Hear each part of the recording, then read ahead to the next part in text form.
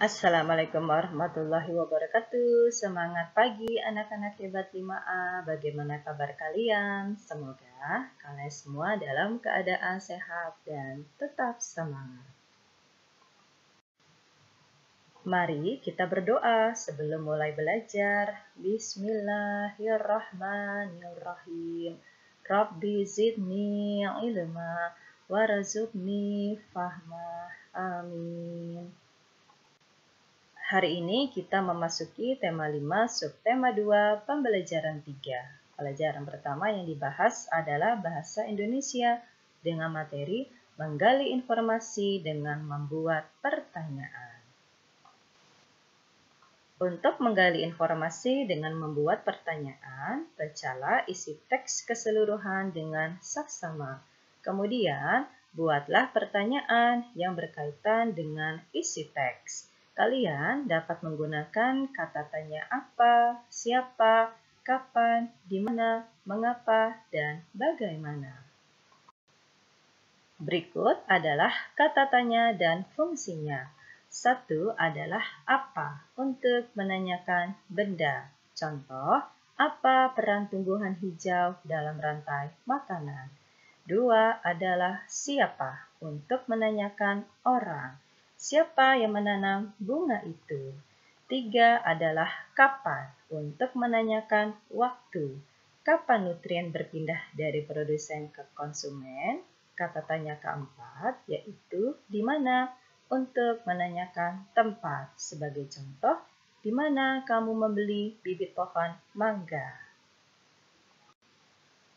Kata tanya dan fungsinya yang selanjutnya adalah mengapa, untuk menanyakan alasan.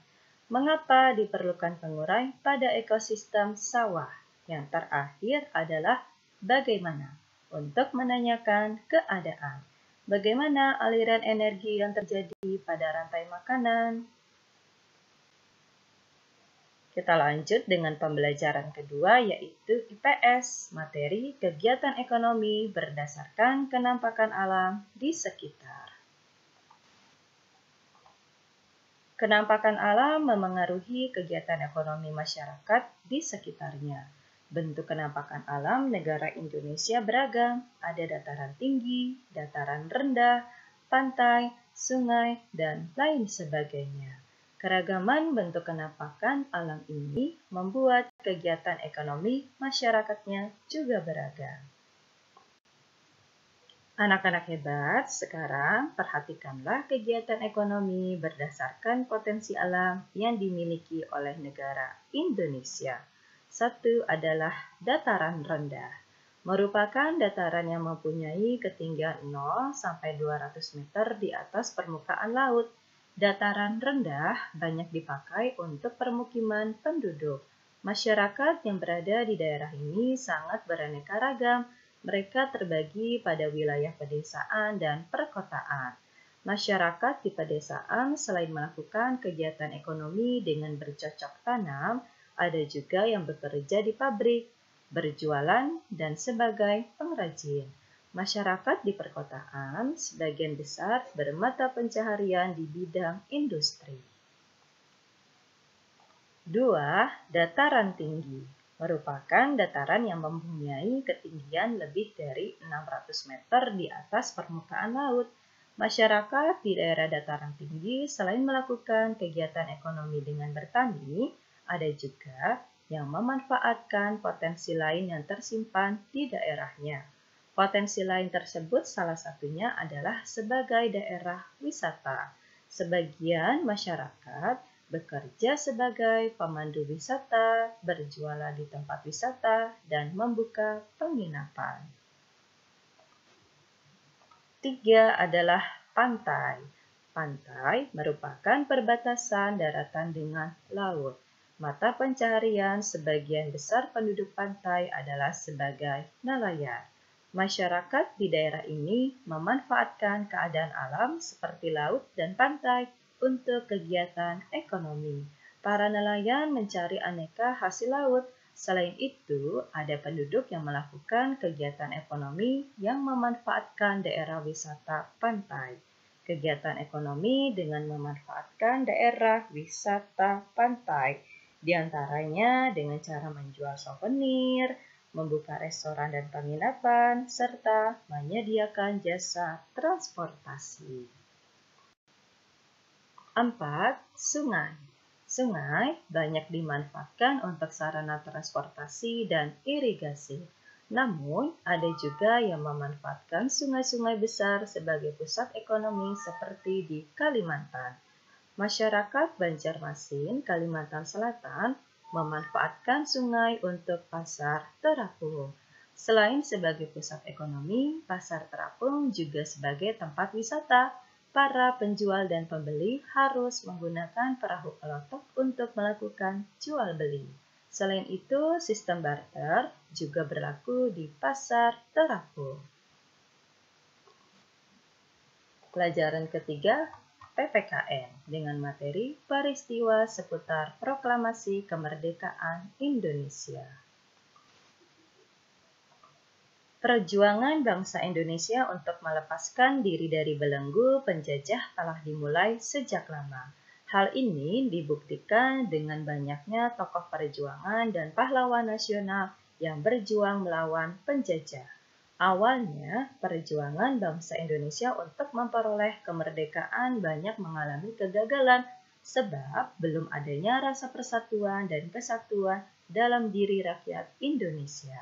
Namun, rasa nasionalisme bangsa Indonesia muncul sejak berdirinya organisasi pemuda pertama, yaitu Budi Utomo pada tanggal 20 Mei 1908. Semangat ini diperkuat dengan adanya Sumpah Pemuda pada tanggal 28 Oktober 1945.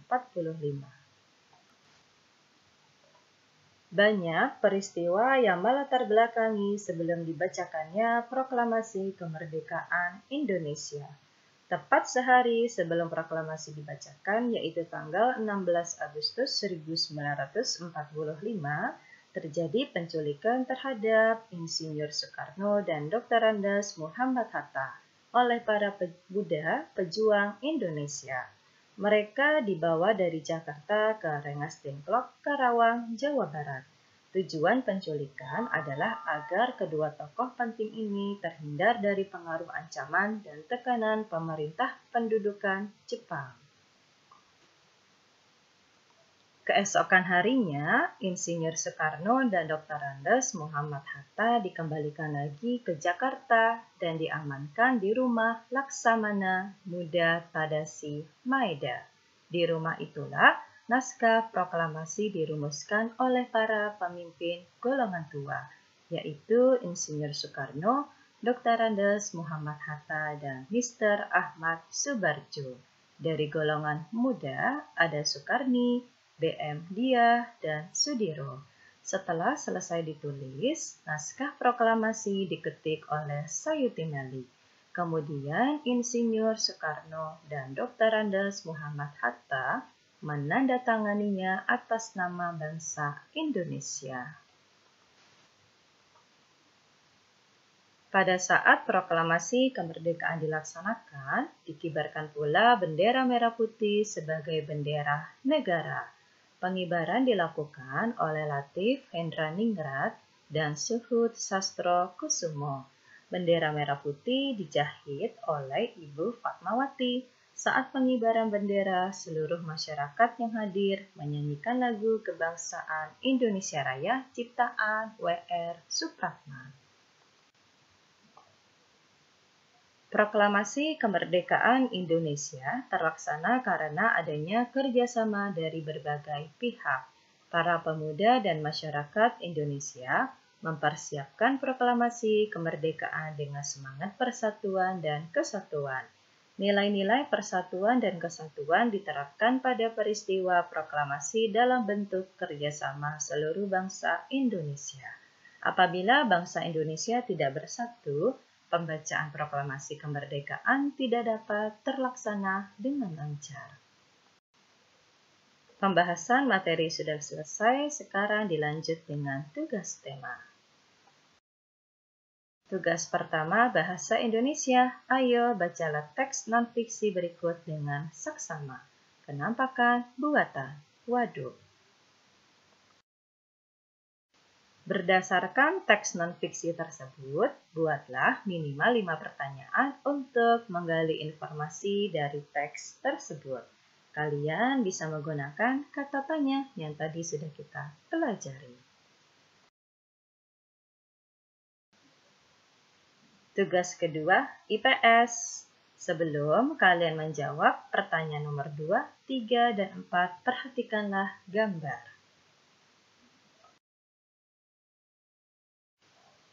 Tugas ketiga, PPKN. Ayo, jawablah soal-soal di bawah ini dengan jawaban yang tepat. Anak-anak hebat 5A, sekian sudah untuk pembelajaran di hari ini. Wassalamualaikum warahmatullahi wabarakatuh.